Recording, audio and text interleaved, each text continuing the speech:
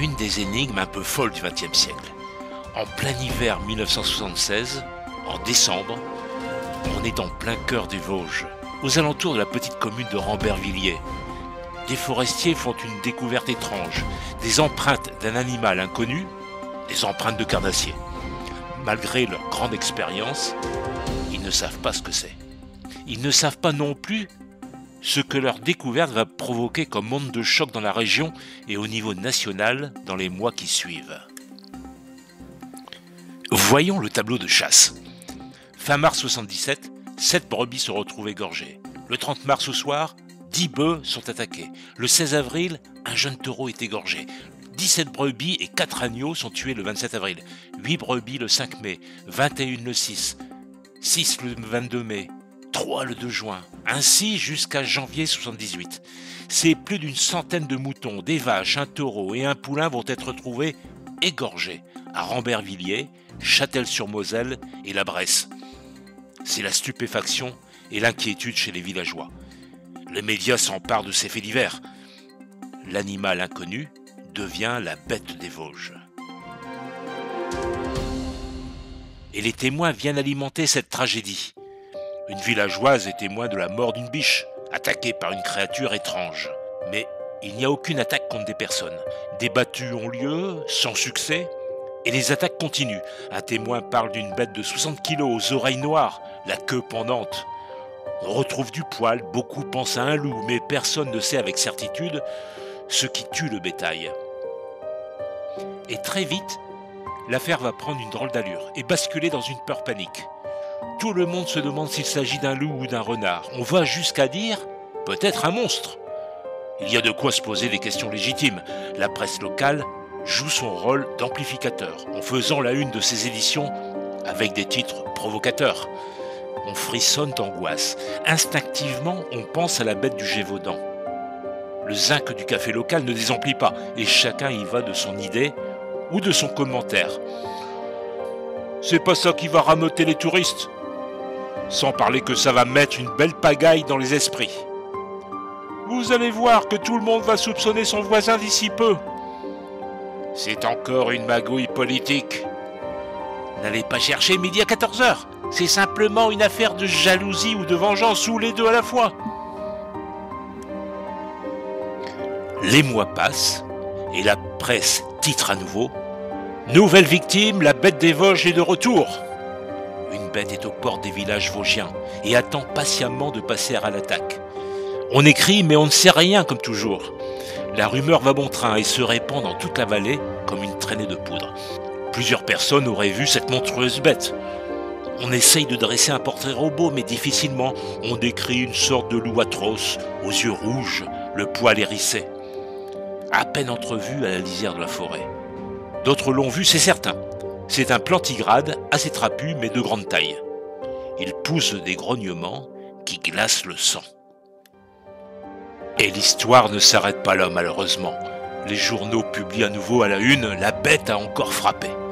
Cette fois, la victime est un homme d'âge mûr, hospitalisé quelques semaines plus tôt pour d'étranges symptômes jusqu'ici inconnus.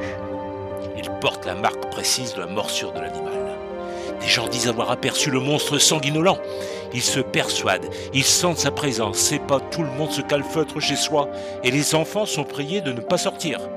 Des intrépides s'affranchissent dans les forêts touffues des Vosges pour débusquer la bête, mais en vain, la bête reste invisible. Après des mois d'effroi, sans trouver d'explication sérieuse et rationnelle, on continue à dénombrer les cadavres d'animaux par-ci, par-là.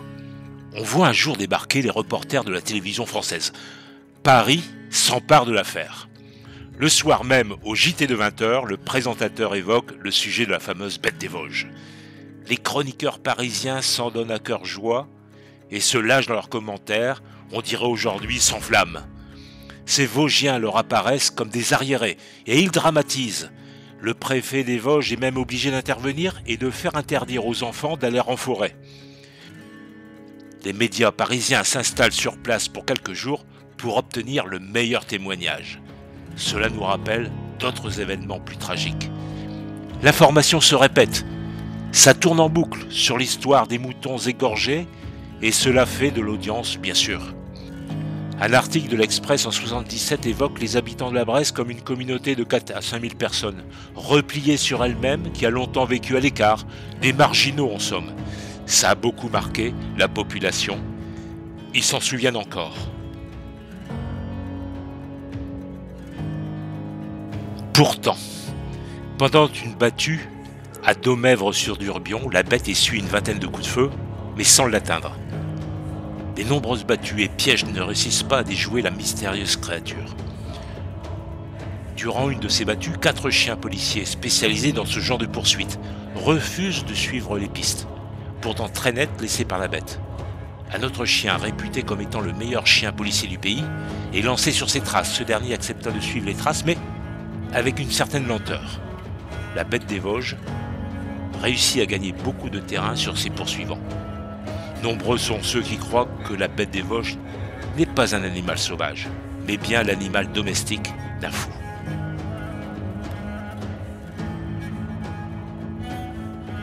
Est venu le temps des explications. On hésite. Pour beaucoup, c'est un loup-garou. On parle aussi plus scientifiquement d'organismes génétiquement modifiés par un savant fou ou par les militaires américains en vue d'une opération qui aurait échoué. Ou simplement l'œuvre d'une vengeance de la part d'un malade mental qui aurait dressé un gros chien à s'attaquer à la foule. Et de fil en aiguille, on commence à soupçonner son voisin. Celui-là vit au fond des bois ? C'est douteux. Celle-là recueille tous les chiens et chats abandonnés, elle a bien pu élever un lynx et en faire un tueur pour venger les animaux maltraités par une espèce bien plus cruelle. On délire ouvertement. On tente de raisonner, mais en pure perte. On pense que les grands vainqueurs de ce triste spectacle sont les journalistes et les pharmaciens. La demande en calmants et antidépresseurs a explosé dans la région. Et la bête court toujours et est insaisissable. On imagine une créature mythique échappée des contes et légendes médiévales ou plus anciennes encore. La folie s'empare des esprits quand la bête des Vosges continue à faire des victimes. Cette année-là, les chasseurs s'en donnent à cœur joie. Pour entretenir le feu, le souffle provient désormais uniquement des médias. Une seule photo de la bête a été prise, dit-on. Soudain, la bête ne fait plus d'autres victimes. Et un jour, suite à un article d'un professeur de médecine du CHU de Nancy, on explique que la bête des Vosges est un monstre assoiffé de sang et se nourrit effectivement du sang de ses victimes, tel le plus repoussant des vampires. Et c'est bel et bien un monstre hideux, avec une gueule collée à un abdomen gigantesque, posé sur 8 pattes poilues.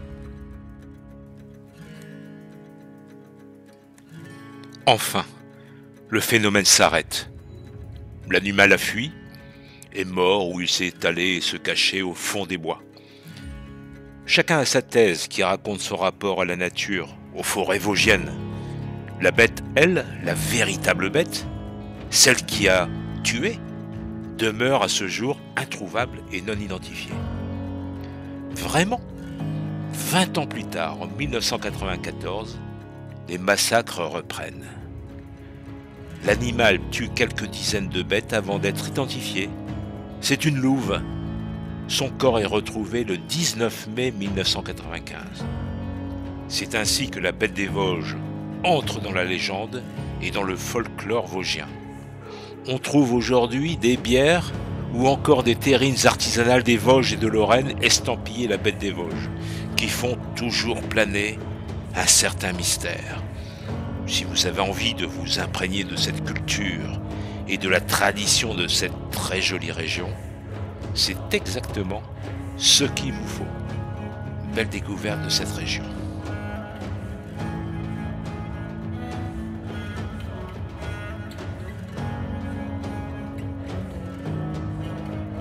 Nous vous remercions de votre écoute et n'oubliez pas de liker et de cliquer sur la petite cloche pour nous suivre vers de nouvelles aventures.